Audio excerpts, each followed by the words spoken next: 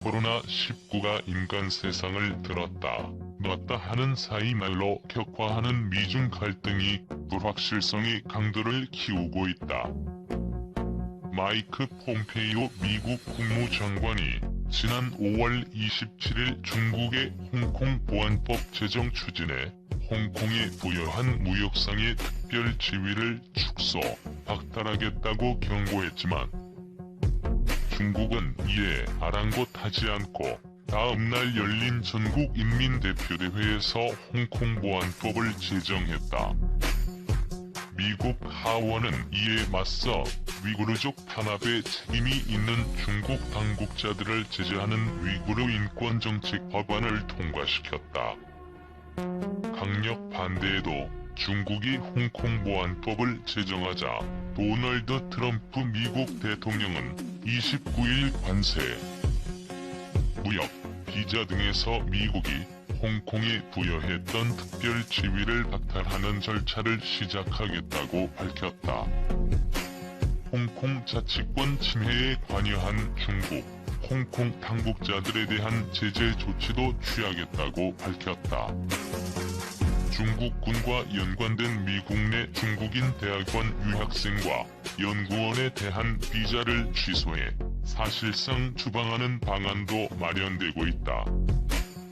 2018년 7월 도널드 트럼프 미국 대통령의 관세 폭탄 투하로 시작한 미중 갈등이 경제를 넘어 과학기술, 정치, 군사를 아우르는 전면적인 경쟁 양상으로 확대된 것이다.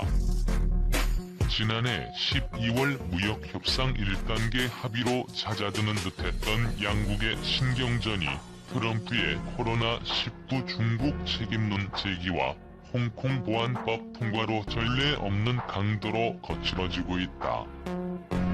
이신화 고려대 정치외교학과 교수는 코로나19가 협력의 모멘텀이 될 수 있었음에도 오히려 더 강력한 갈등 구조로 바뀌게 됐다면서 있어본 적 없는 새로운 패권 경쟁으로 치닫고 있다고 말했다. 신흥 강국이 급성장해 기존 패권국의 지위를 위협할 때 생기는 대결 국면을 투키디데스의 함정이라고 부른다. 고대 그리스 시절 아테네와 스파르타의 전쟁 원인을 설명한 펠로폰네소스 전쟁사의 저자인 투키디데스의 이름에서 따온 말이다. 이런 대결 국면은 아테네와 스파르타처럼 체제가 다른 국가 사이에서 강렬하게 나타난다. 반면 20세기 초 패권 이행은 동일한 자유주의 이념을 가진 영국과 미국 간에 이루어졌다. 제1차 세계대전으로 힘을 소진한 영국을 대신해 미국은 패권국이 됐다. 그러나 미국은 고립주의를 택해 자유무역과 같은 옛 영국이 담당했던 글로벌 공공재를 제공하는 역할을 다하지 않았다. 그래서 결국 대공황과 제2차 세계대전의 한 원인을 제공했다. 여기서 새로 패권국이 된 국가가 능력은 이때 글로벌 질서를 구축하려는 의지가 부족해 위기가 발생한다는 캔들버거 함정이란 개념이 나왔다. 지금의 미중 패권 경쟁은 이와 달리 체제도 다른데다 서로 글로벌 질서를 이끌 지도력이나 역량이 없는 상황에서 자국만의 이익을 위해 패권을 놓고 격돌하고 있다. 이신화 교수는 중국이 경제면에서는 굉장한 힘을 갖게 됐지만 호감도나 매력 같은 소프트 파워의 측면에선 오히려 많이 힘을 잃고 있는 상황이라고 말했다. 미국 역시 비슷하다는 점에서 지금은 리더 국가가 부재한 지제로의 시대라는 말도 나온다. 중국의 국내 총생산 규모는 현재 미국 GDP의 65에서 70% 수준이다. 지금의 추세라면 향후 5에서 10년 이내에 중국이 GDP 규모 면에서 미국을 앞지를 것으로 예상된다.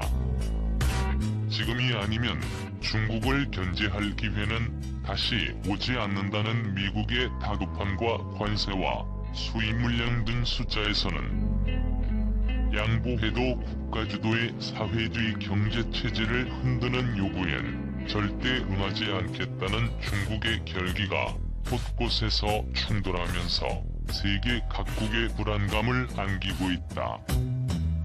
한국으로선 코로나19와 경제, 정치적으로 의존도가 큰 양국 사이의 갈등이 야기한 복합적 위기를 헤쳐가야 하는 어려움을 안게 됐다.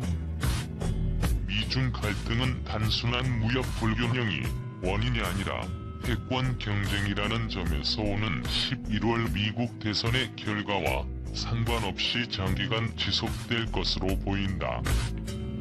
배구열 연세대 정치외교학과 교수는 미중 갈등은 문지방을 넘어 다시 돌이키기 어려운 상황으로 가고 있다면서 헤게모니 이동은 피할 수 없어 보이나 중국 입장에선 5에서 10년 후에 왔으면 하는 충돌이 예상보다 빠르게 왔다고 말했다.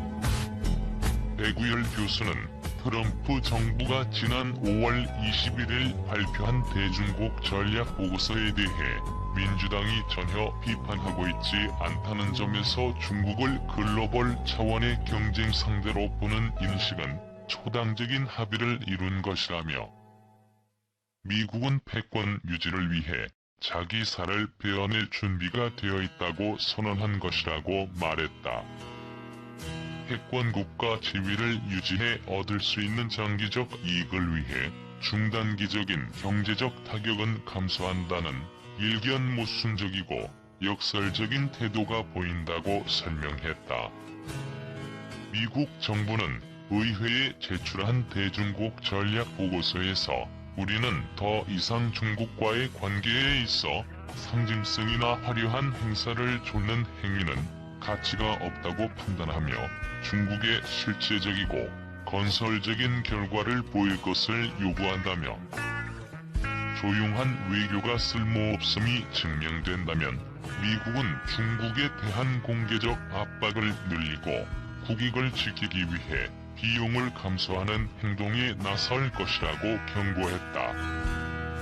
미국 정부는 보고서에서 중국이 1979년 미국과 외교 관계 수립 이래 전 세계의 건설적이고 책임 있는 당사자로서 역할을 하기를 기대했지만 중국 공산당은 지금까지 경제, 정치, 군사적 역량을 확대하면서 미국의 핵심 국익뿐 아니라 자유롭고 개방적인 세계 질서를 자국에 유리하게 악용하고 있다고 밝혔다.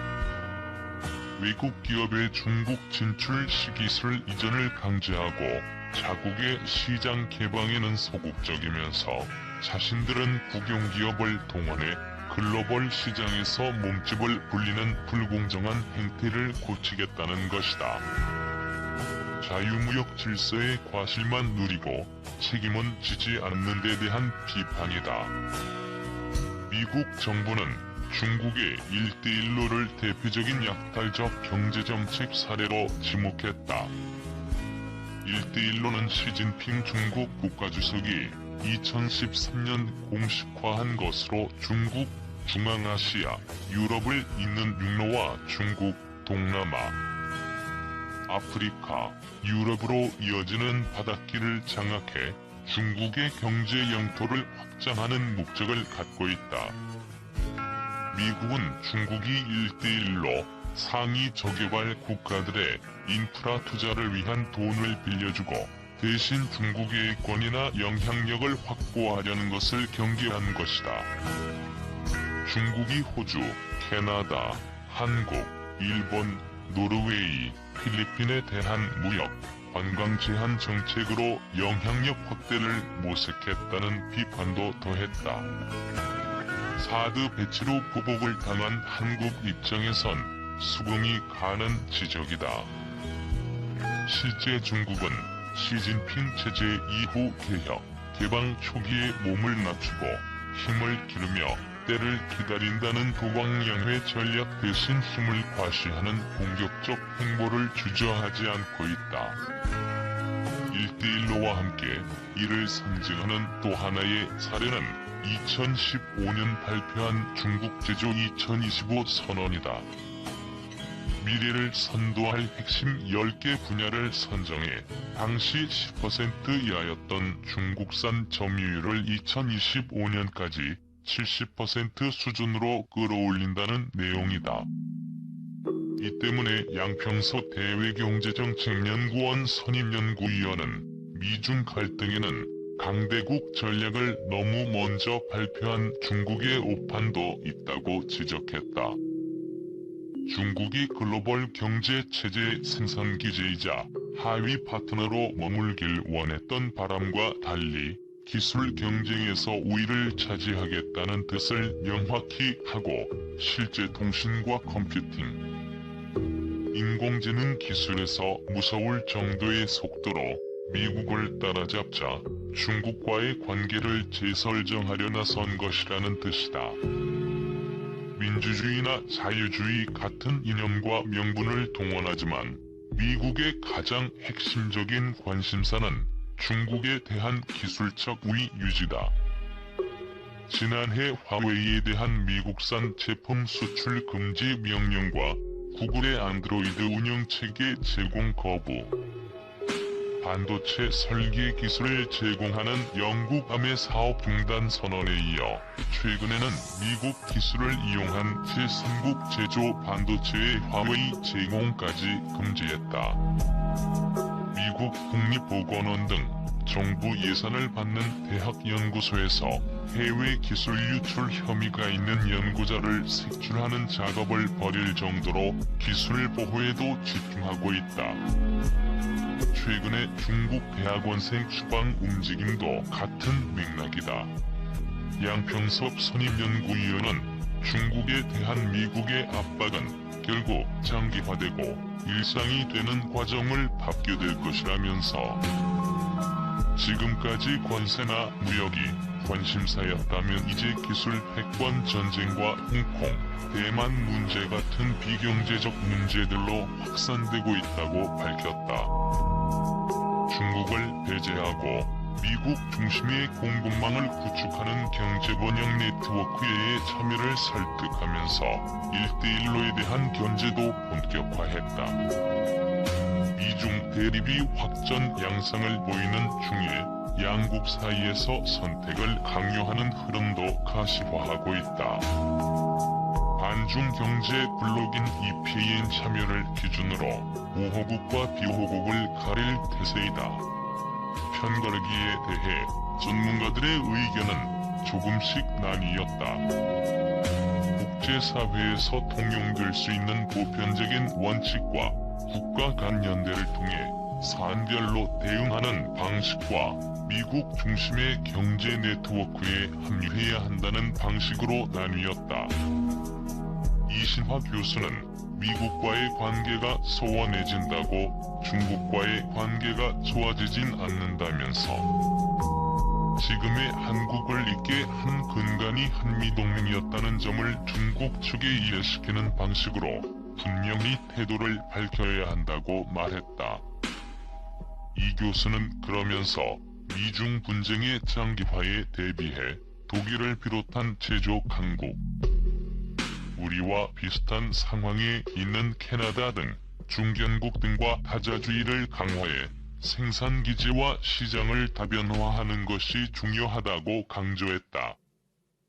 성태윤 연세대 경제학부 교수도 미국은 중국의 협조적인 국가와 기업을 배제하는 것도 고려하고 있다는 점에서 우리 입장에서는 불가피하게 미국 중심의 네트워크에 편입될 수밖에 없다면서 중국과의 관계를 끊는 것이 아니라 추가적인 협력체제 구축에는 유의해야 한다고 말했다. 반면 안유화 성균관대 중국대학원 교수는 글로벌 보편 가치를 원칙으로 삼아 대응해야 한다고 말했다. 안 교수는 미국에 줄 서야 하나 중국에 줄 서야 하나라는 선택적 사고 방식을 가져선 안 된다며 미국이 요구하더라도 그것이 글로벌 가치에 맞지 않으면 당당히 거부할 수 있어야 한다고 강조했다. 그는 중국 양회에서 데이터 중심의 미래 산업에 투자를 강화하겠다고 밝혔는데, 빅데이터, 인공지능 분야에 앞선 중국과의 협력은 한국 입장에서도 포기하기 어렵다면서 미래를 보는 지혜로운 접근이 필요하다고 말했다. 그는 미국의 홍콩 제재가 가시화할 경우 홍콩이 맡고 있는 동아시아 금융허브로서의 역할을 일정 부분 한국이 가져올 필요성도 있다고 말했다. 안 교수는 중국 기업과의 결제에서 달러 위안화 달러의 이중 결제를 하게 되면서 한국 기업은 환율 리스크에 2번 노출된다며, 위안화 원화 결제 시장이 확대될 여지가 크고 현재 위안화 원화 통화 스왑 규모가 크다는 한국만의 장점을 살리면 동아시아 금융 강국으로 도약할 기회를 얻을 수도 있다고 말했다. 배구열 교수는 미중 중간에 낀 국가들은 로키로 가는 게 중요하다면서 대신 물밑에서 유럽과 동남아, 오세아니아, 인도 등과 연대하는 작업을 진행해야 한다고 말했다. 그는 한국 내에서 선택론을 부각하고 확대 재생산하는 것은 한국이 대응 전략을 짜는 데 방해가 될 뿐이라고 지적했다. 한미동맹은 군사동맹이고 중국과의 경제적 관계도 끊을 수 없는 만큼 한 나라를 선택한다는 전략보다는 산업별, 사안별로 대응해야 한다는 것이다. 백 교수는 유럽 국가들은 미국 편에 가깝긴 하나 미국의 영향력과 신뢰도는 트럼프 체제 이후 급격히 떨어진 상황이라며, 그렇다고 문명상 중국과 우호국이 될 수 없는 상황이라 이런 국가들과 다자간 혹은 3에서 4개국에 쏟아져 간 협력을 강화해야 한다고 말했다. 그는 이런 대응을 미중이 처음에는 고깝게 볼 수 있지만 계속 블록을 만들어 연결되어 있되 독립된 공간을 만드는 외교 전략이 필요하다는 데 정부 인사들도 동의하고 있다고 말했다. 코로나19에 대응한 국제적 연대와 협력을 명분으로 미중의 줄세우기 흐름을 피해갈 수도 있다. 강경화 외교장관이 지난 5월 28일 제7차 외교전략조정 통합분과회의에서 개방성, 투명성, 민주적 절차 원칙을 일관되게 견제하려고 노력해왔다라고 언급한 대목이나 과거로의 퇴보가 아닌 미래로의 전진을 위한 포스트 코로나 시대의 글로벌 연대를 다져나가야 한다고 말한 대목에서 원칙과 연대의 의미를 짐작할 수 있다. 전략적 모호성을 계속 가져가야 한다는 의견도 있다. 양평섭 미러는 친구로서의 미국과의 관계를 잘 유지하는 것과 시장으로서의 중국을 잘 활용하는 구분된 전략이 아직까진 필요해 보인다면서, 지금은 욕을 먹어도 전략적 모호성을 택해 실리를 취하는 것이 맞다고 말했다. 양 위원은 자기 편을 늘릴 생각이라면 미국과 중국의 전략도 바뀌어야 한다고 지적했다. 미중 1차 무역협상에서 중국은 향후 2년간 2천억 달러 이상의 미국산 제품과 서비스를 구매하기로 약속했다. 하지만 중국 시장 개방을 위한 조치들은 구체적으로 합의되지 않았다. 그는 중국이 제공하는 시장이나 공급망을 미국이 대체할 수 없다면 끊어내는 전략은 주변 나라의 동조를 받기 어렵다면서, 중국 시장 개방을 통해 다른 나라들도 득을 볼 수 있도록 만들어야 하는데 지금은 자기 이익만 챙기려는 미국 우선주의만 보이는 상황이라고 말했다.